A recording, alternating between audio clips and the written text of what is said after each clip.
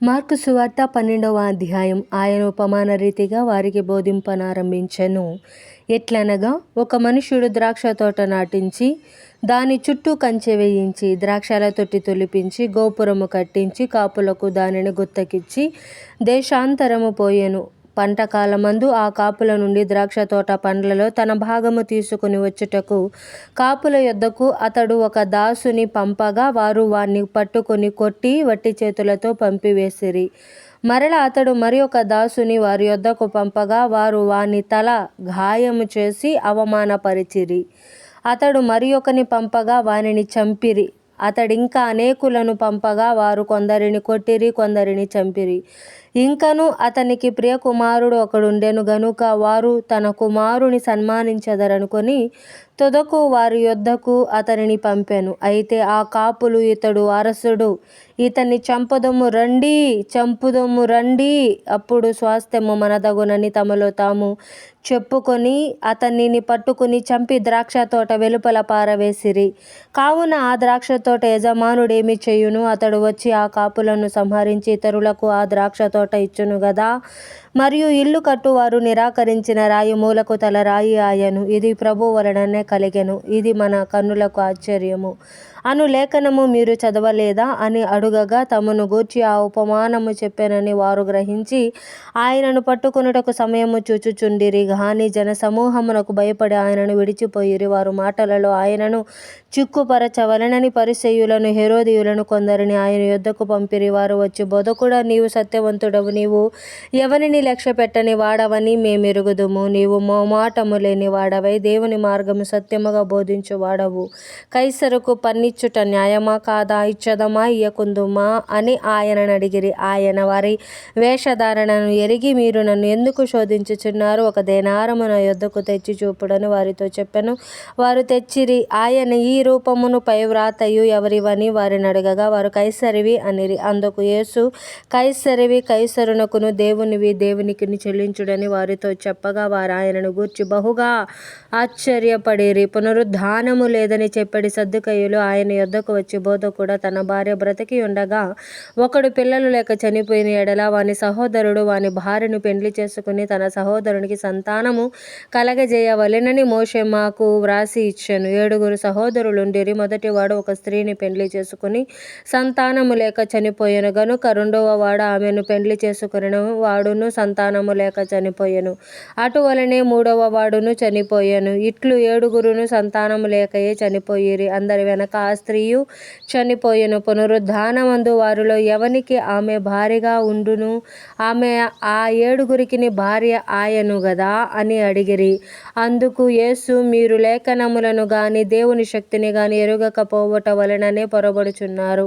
వారు మృతులలో నుండి లేచునప్పుడు పెండ్లి చేసుకొనరు, పెండ్లికి ఇయ్యబడరు గాని పరలోకమందున్న దూతల వలె నుందురు.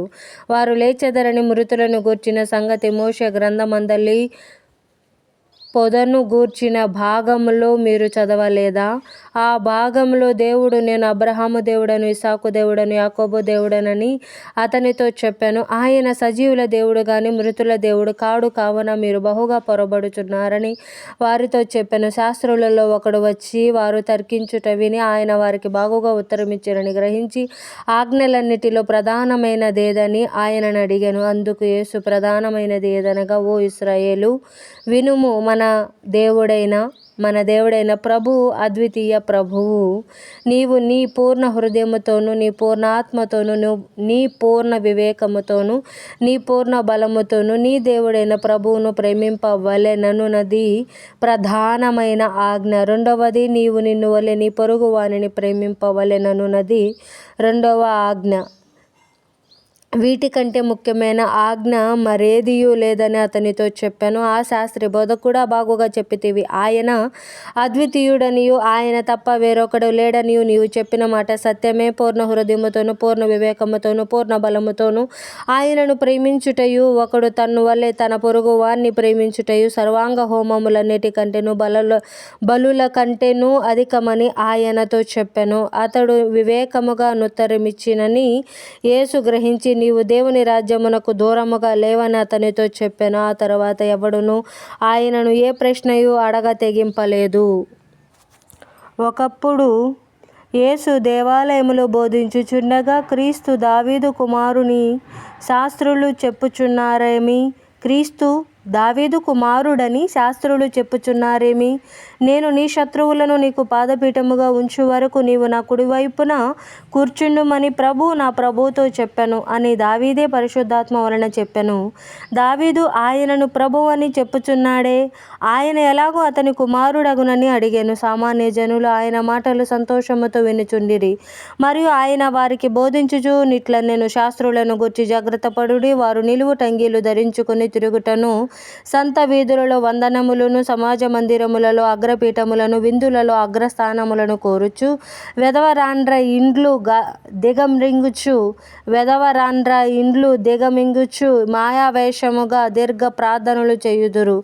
వీరు మరి విశేషముగా శిక్ష పొందుదురనెను. ఆయన కానుక పెట్టె ఎదుట కూర్చుండి జనసమూహము ఆ కానుక పెట్టెలో డబ్బులు వేయుట చూచుచుండెను. ధనవంతులైన వారనేకులు అందులో విశేషముగా సొమ్ము వేయుచుండిరి. ఒక పేద వెధవరాలు వచ్చి 2 కాసులు వేయగా ఆయన తన శిష్యులను పిలిచి, కానుక పెట్టెలో డబ్బులు వేసిన వారందరికంటే ఈ బీద వెధవరాలు ఎక్కువ వేసెనని మీతో నిశ్చయముగా చెప్పుచున్నాను.